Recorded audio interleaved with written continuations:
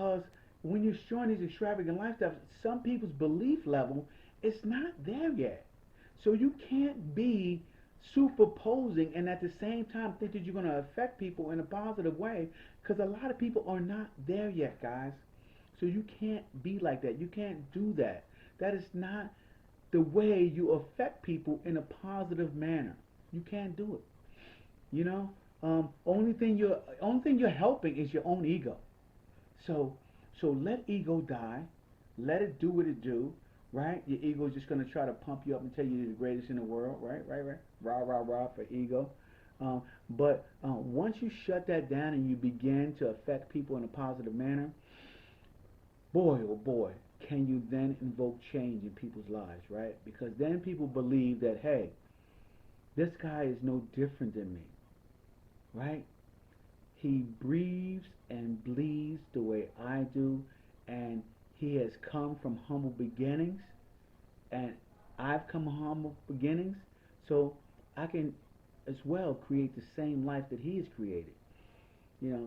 And that is what it's all about, guys. That is what it's all about. Reaching people who have a limited belief system and helping them, allow them to believe and lift them up.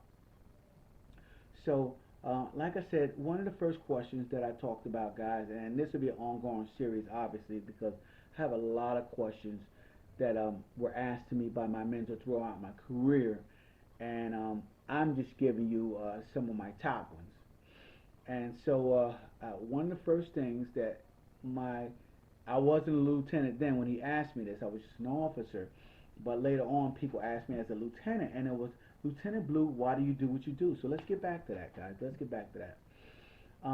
As I said before, I was an instructor at the police academy and truly connected to all of my recruits. Every single cycle that went through, I was connected to them at a mental and emotional level, because I knew that I needed them to be the best that they could be later on in their career, because later on in their career, I may need them to have my back in some form or fashion in some type of situation, you know. So, so throughout that connection of my recruits, as class went in and class went in over the years, that is what I was known for. I was known for the guy that kept it as real as possible when it came to the job. That's just me. That's who I am. I'm no need to pose, right? And so I had a sergeant that was working with me. No, not working with me. Let's correct that. I had a sergeant I was working for at the academy, so he was in charge of the class. And so that sergeant, he had an ego issue.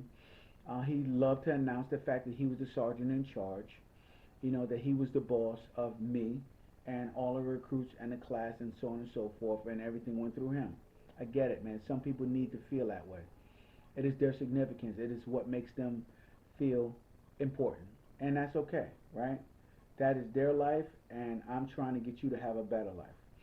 So, anyway, in saying that, he told me that I was too connected to the recruits, all right?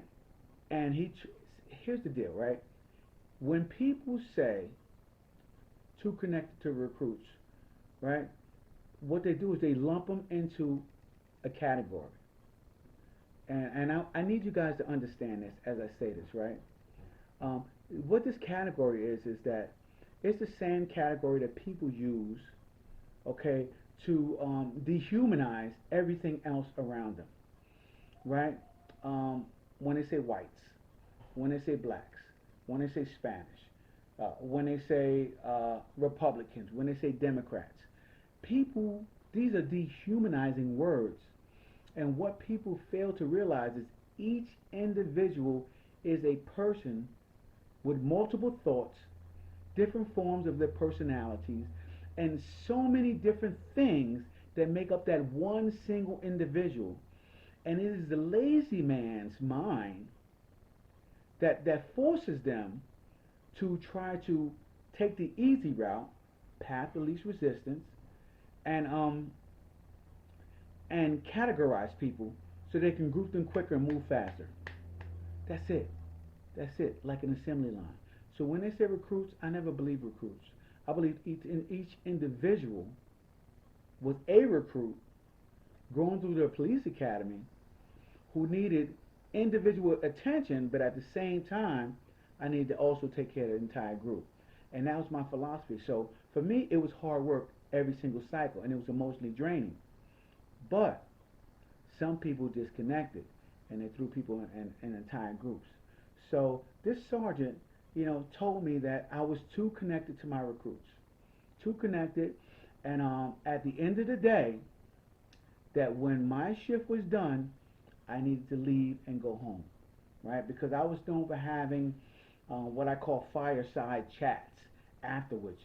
We would talk action plans and how you're going to handle this at the jail, or how you're going to handle this if you get on this unit, or what type of specialized unit you're going to go through, internal affairs, or take the sergeant's exam, or how fast you plan on moving throughout your career, and what do you plan on doing, what steps you're going to take. I was giving them steps for the future as well as their personal life. How are you dealing with your relationships?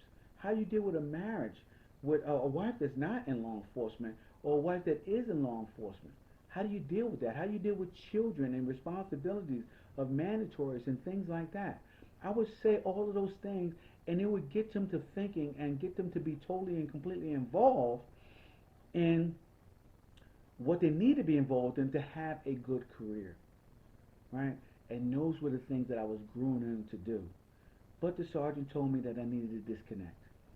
At the end of the day, I needed to go home in my shift and go away, right? Okay, no after hours, no nothing. So, as you guys know, if any of you guys who are in law enforcement, you know that suggestions are orders, right? So, as my wife says, it's if you don't, it's career suicide. So, and if you do, you know, emotionally you got to eat that.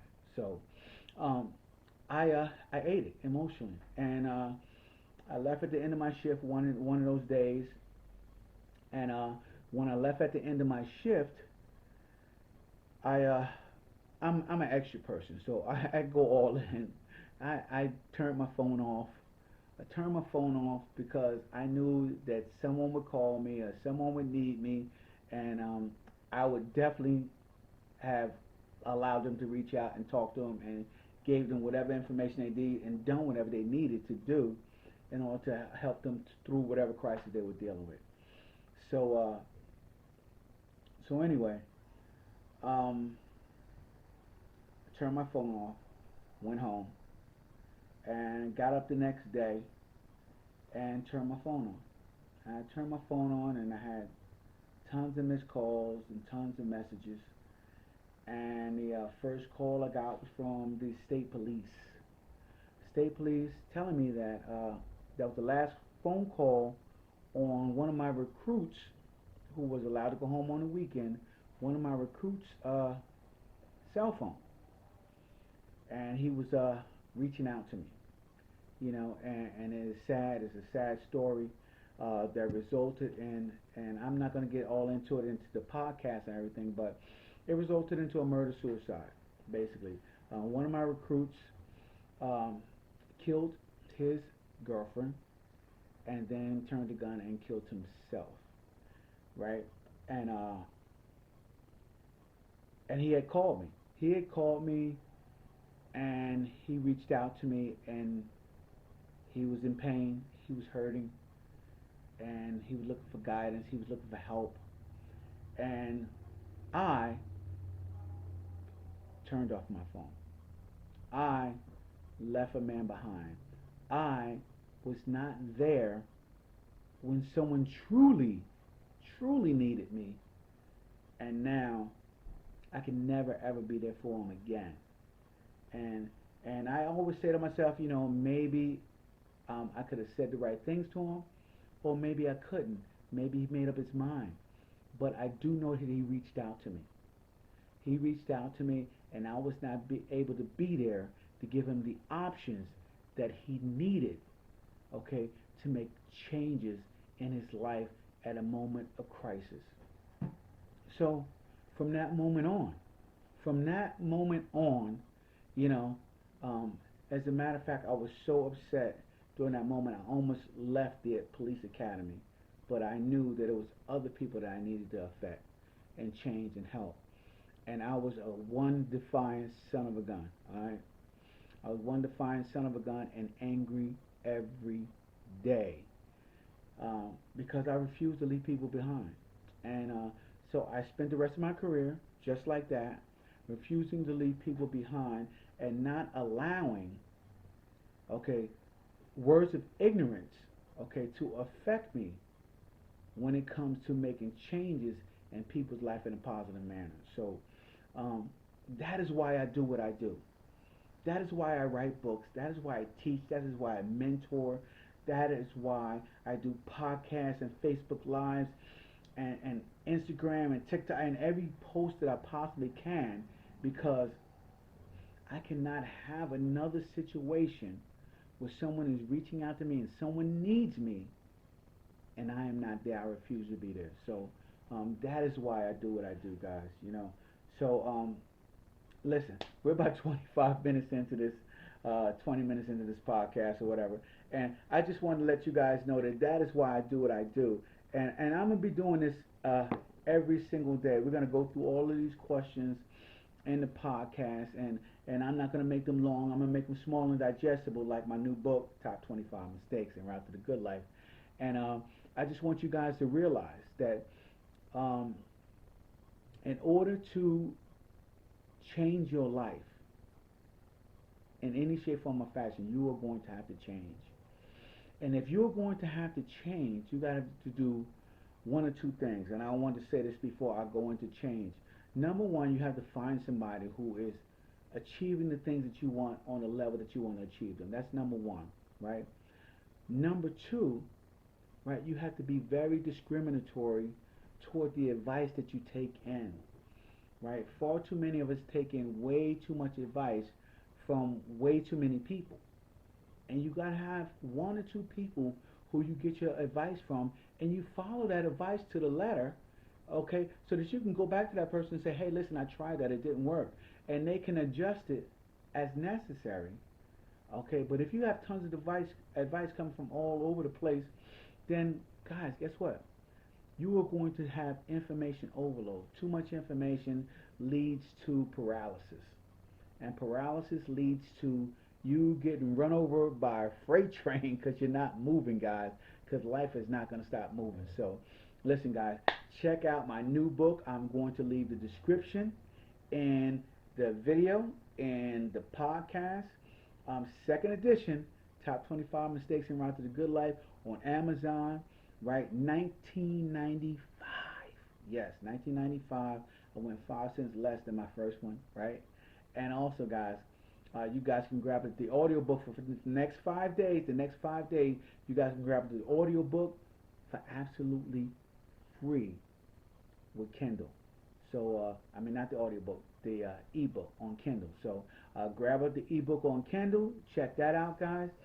And also, hop on Facebook, Top 25 Mistakes Facebook group, and follow that.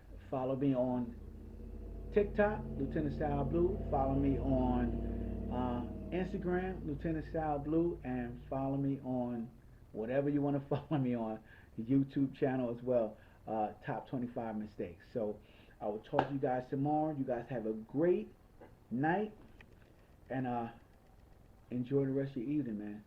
Deuces.